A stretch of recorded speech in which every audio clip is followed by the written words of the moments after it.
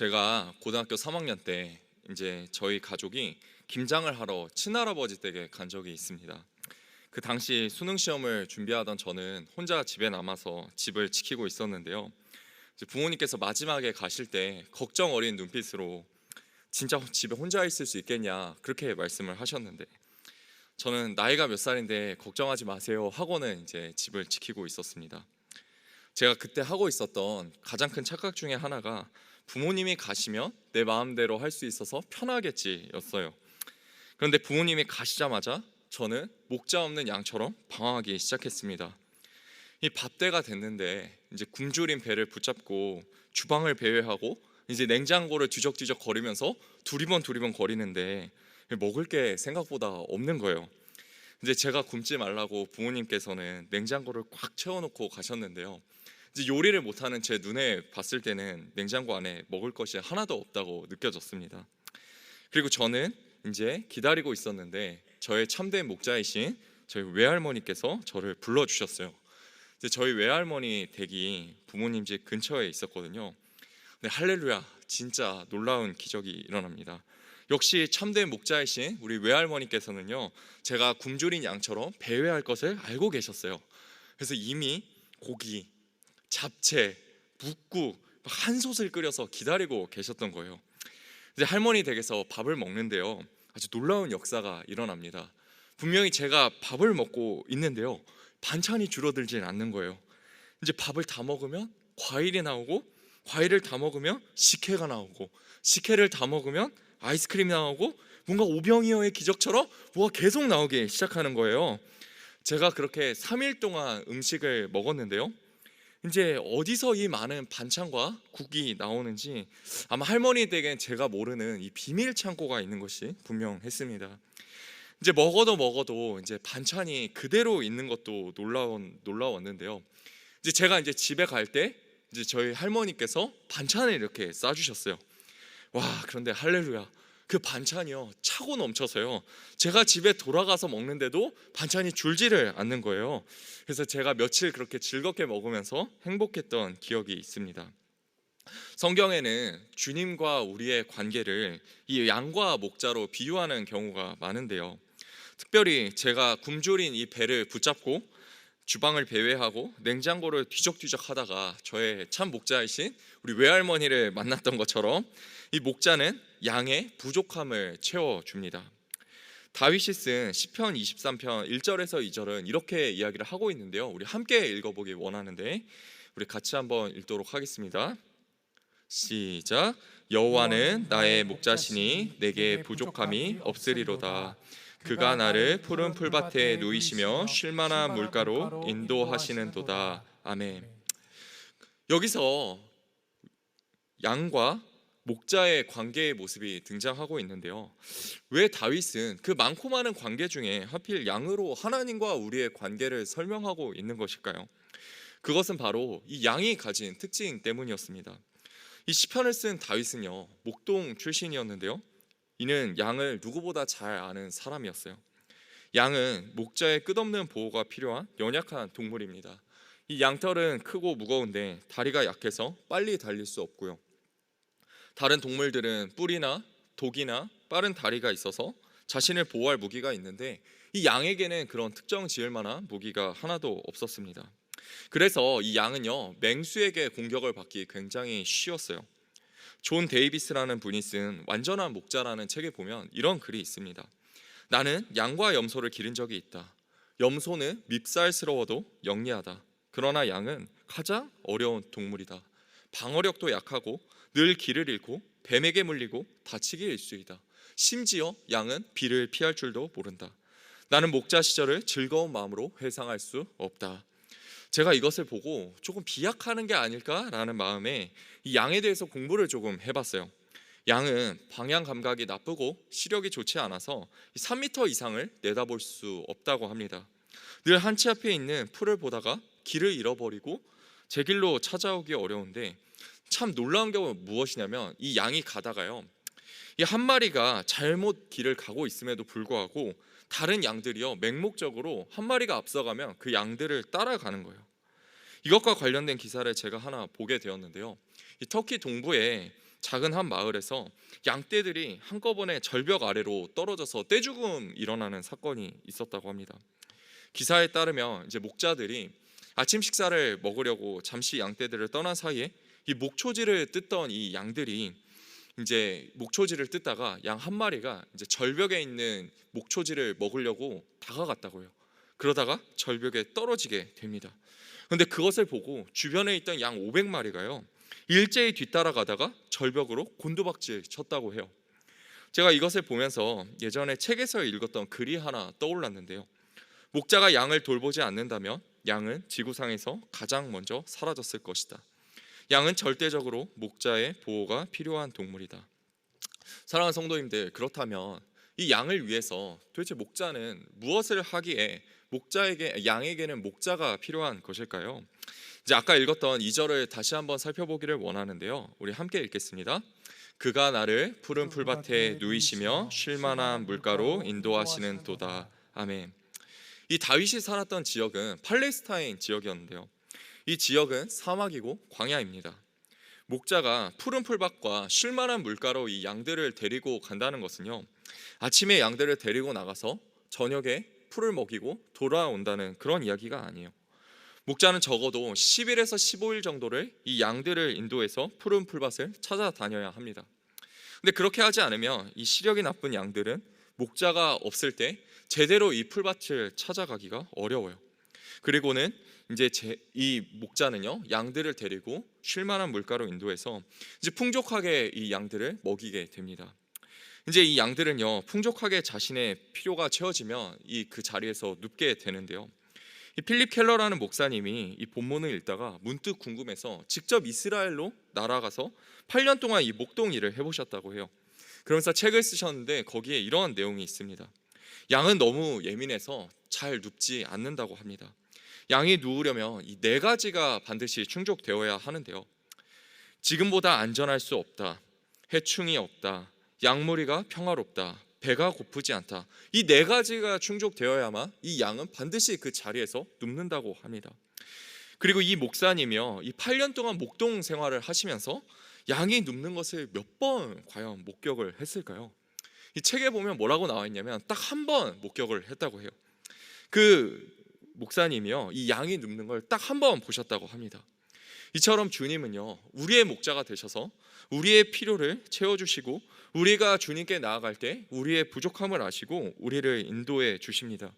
우리가 때로는 우리의 문제와 무거운 짐을 주님께 드릴 수 있는 이유는 우리 주님께서 선한 목자가 되어주셔서 우리의 무거운 짐을 책임져 주시기 때문이죠.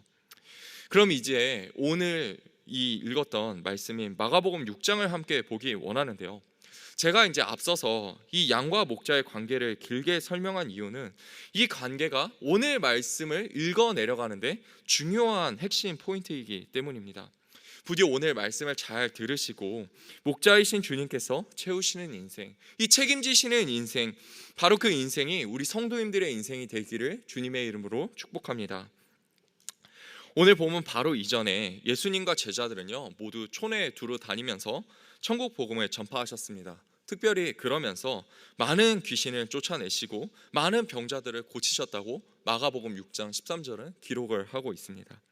사역으로 이제 제자들이 지치게 되면서 예수님께서는 이 제자들을 쉬게 하시려고 제자들을 데리고 배를 태워서 한적한 곳으로 가세요. 그런데 예수님과 제자들의 사역을 보았고 배를 타는 것을 본 사람들이 도보로 더 빨리 한적한 곳에 먼저 도착하게 됩니다. 그리고 그곳에서 예수님과 제자들을 기다리고 있었어요.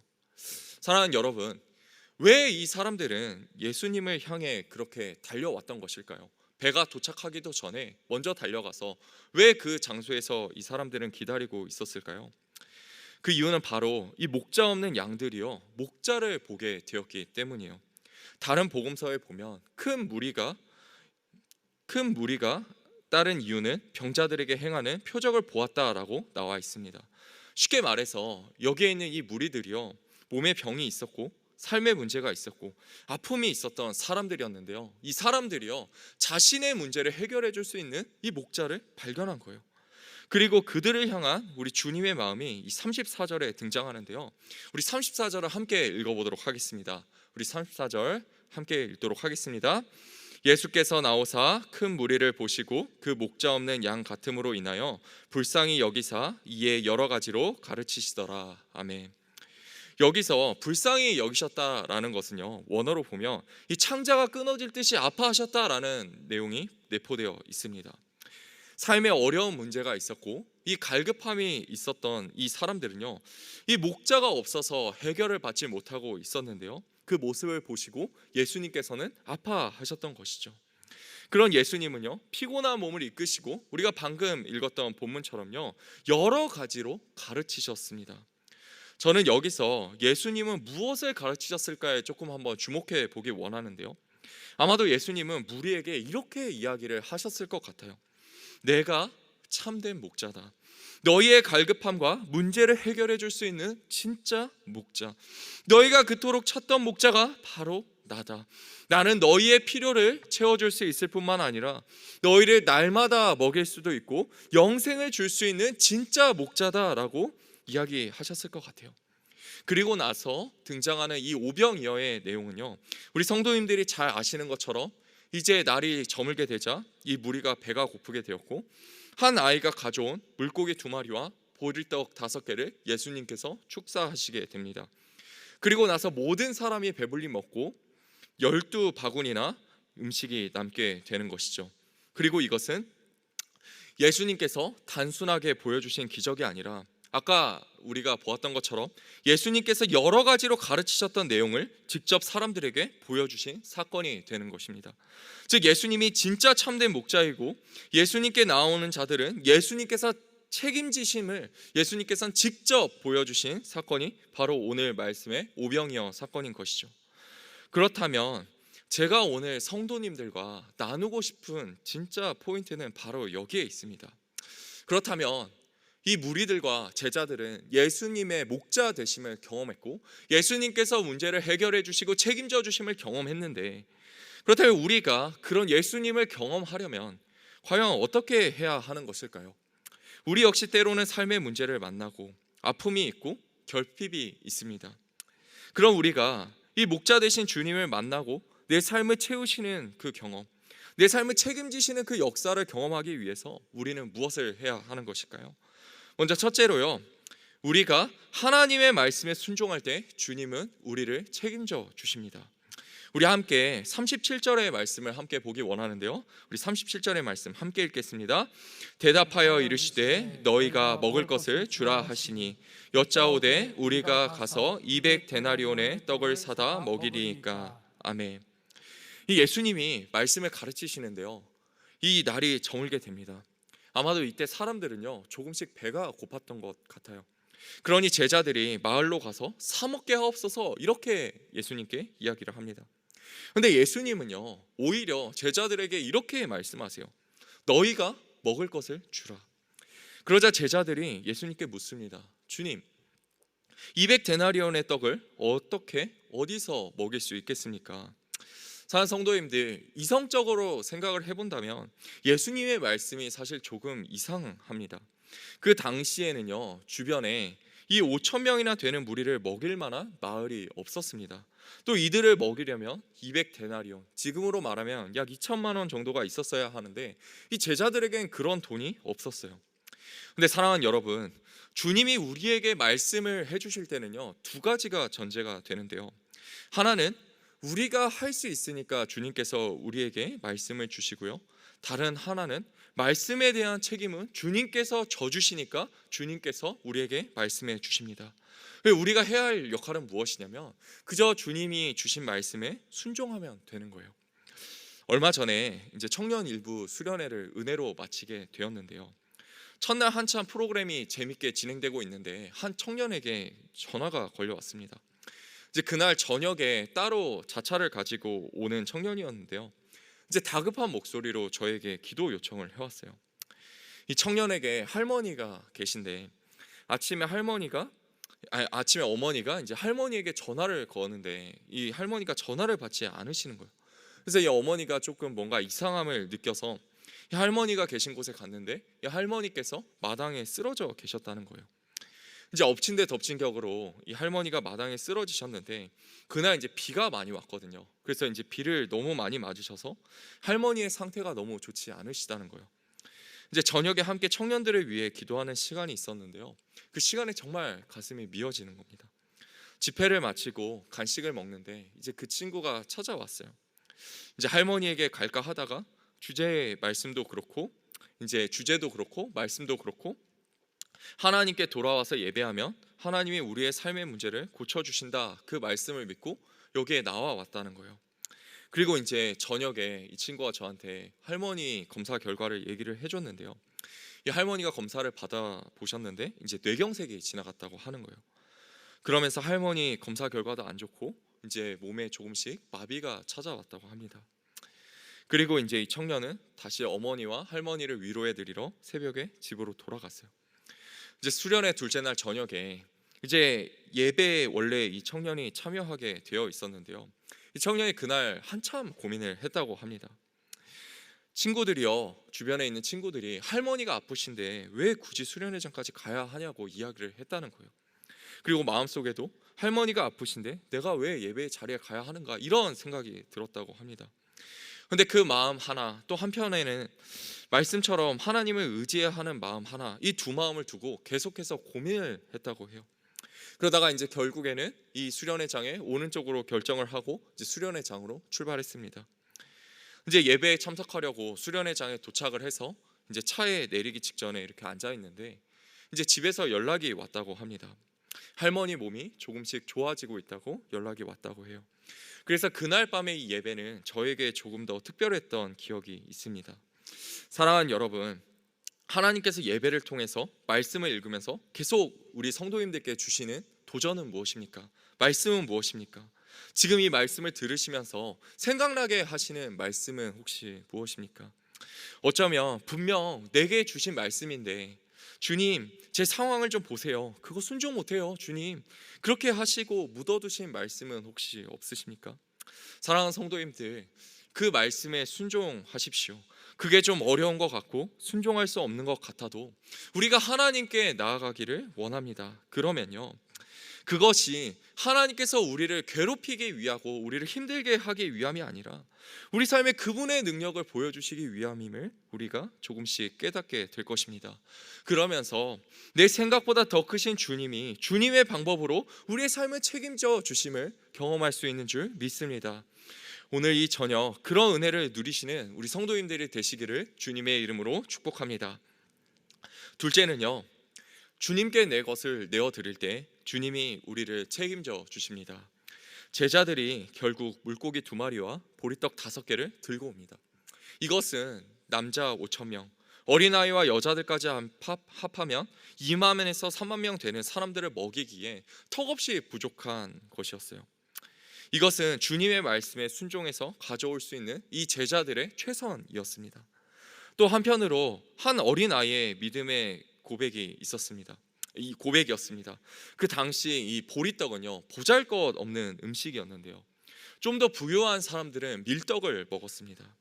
조금 보잘것없지만 주님께 내어드린다는 고백으로 이 어린아이는 이 믿음을 가지고 이 보리떡 5개와 물고기 2마리를 주님께 드렸어요. 모든 사람이 먹을 수 없는 양이었지만 제자들은 순종함으로 이 주님께 들고 나왔습니다. 모든 사람들을 먹일 수 없는 양이었고 보잘것없는 것이었지만 어린아이는 나의 것을 주님께 드렸습니다. 그리고 그때 우리 주님의 역사가 시작되었던 것이죠. 제가 고등학생 때 이제 막 하나님을 만났는데요, 하나님을 만나고 얼마 지나지 않아서 이 학생들에게 가장 기쁘고 기다리는 날인 이 설날이 되었습니다. 시골에서 이제 친척들을 뵙고 주머니가 이제 두둑해져서 행복한 마음으로 제가 집에 오게 되었습니다. 그 기간 이제 주일에 교회에서 예배를 드리고 있는데 이제 담당 목사님께서 11조에 관한 설교를 이렇게 해주셨어요. 그러면서 뭐라고 말씀을 해주시냐면, 이 11조는 금액이 중요한 것이 아니라 예수님이 나를 구원해 주신 것에 대한 감사이고 하나님이 내 인생의 주인이라는 것의 고백이다. 그래서 그 감사와 고백의 태도가 중요하고 그 감사와 고백의 태도로 우리는 11조를 드려야 한다, 그런 설교를 해주셨던 기억이 있습니다. 근데 그 설교를 듣는데 문득 이런 생각이 드는 거예요. 그 당시에 저희 가정은 저만 교회를 다니고 있었거든요. 그래서 이제 11조를 내는데 저희 가정이 하나님께 11조를 드려본 적이 한 번도 없는 거예요. 이제 헌금 시간이 되었을 때 제가 하나님, 제 가정의 11조를 믿음으로 드립니다 하고, 하나님, 우리의 가정을 하나님께서 구원해 주시고 우리 가정의 주인이 되어 주실 줄 믿습니다, 그러한 마음으로 하나님께 제 11조를 드렸습니다.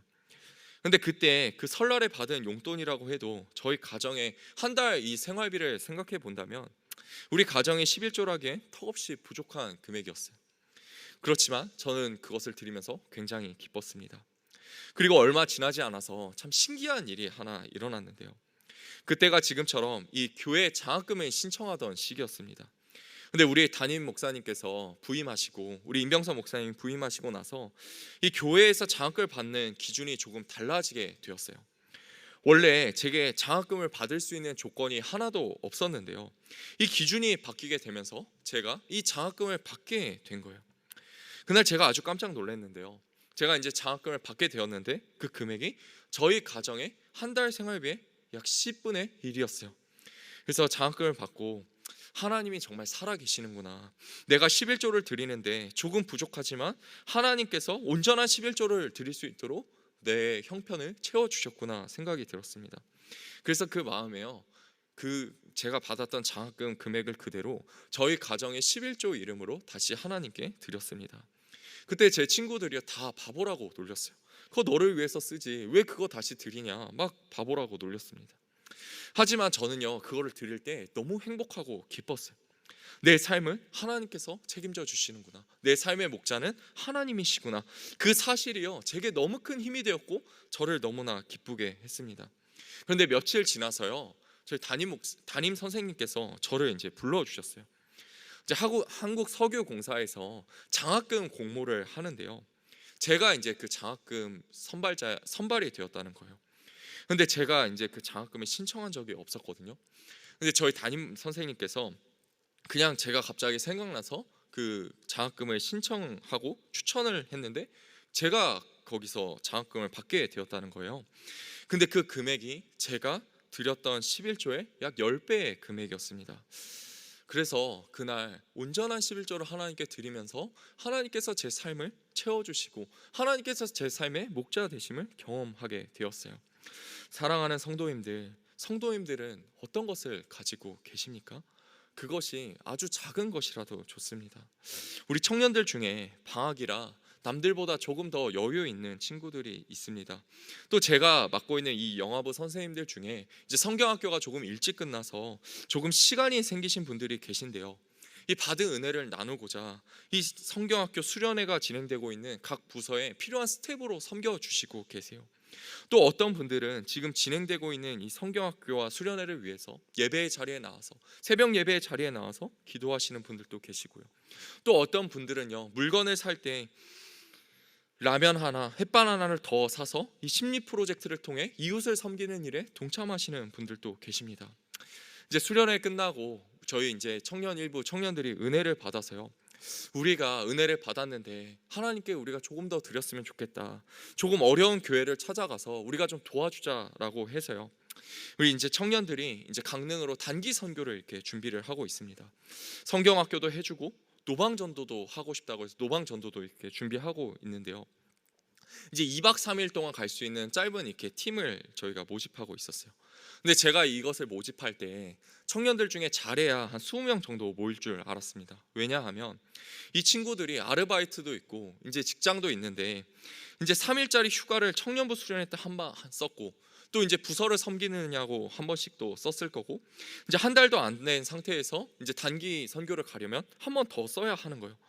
그런데 제가 아무리 생각해도 이 청년들이 그 짧은 시간에 3번이나 휴가를 3일씩 쓰기는 어려울 것 같은 거예요. 그래서 한 20명 정도 모아서 즐겁게 갔다가 다녀와야겠다 생각을 하고 제가 지난주 주일에 청년들을 모집을 했는데요, 한 주도 안 돼서 40명 가까운 청년들이 모이게 되었습니다. 사랑하는 성도님들, 저는요 오늘 말씀을 통해 한 가지 깨달은 것이 있는데 그것은 무엇이냐면 그런 인생은 하나님께서 반드시 책임지신다는 거예요. 이 오늘 말씀의 결론이 어떻게 나게 되냐면 이렇게 나게 됩니다. 다 배불리 먹고 남은 떡 조각과 물고기를 12바구니에 차게 거두었다. 이렇게 성경은 기록하고 있습니다. 사랑하는 성도님들, 이 사람들은요, 거기에 모였던 무리는요, 그냥 기적을 보았지만 어린아이는요, 내 것을 드림으로써 그 기적을 경험했습니다. 주님이 목자가 되시고 책임지시는 것을 보았습니다. 그리고 그 기적은요, 단순히 이 어린아이 하나만 살아나는 것에서 그치는 것이 아니라 모든 이들이 먹고 마시는 하나님의 놀라운 통로가 되었습니다. 사랑하는 성도님들, 저는 오늘 이 말씀을 통하여서 우리 교회에도 이러한 간증이 넘치기를 소망합니다. 목자이신 주님께 맡긴 인생, 내어드린 인생을 하나님께서 책임지셨더라. 그리고 그 인생을 통하여서 가정의 문제가 해결되었고 은혜가 차고 넘쳤더라. 그 인생을 통해서 그 사업장이 배불리 먹고 은혜가 차고 넘쳤더라. 그 인생을 통해서 교회 주님의 놀라운 역사와 은혜가 차고 넘쳤더라. 그런 하나님의 은혜가 오늘 이 자리에 계신 모든 성도님들 가운데 가득 넘치기를 주님의 이름으로 축복합니다.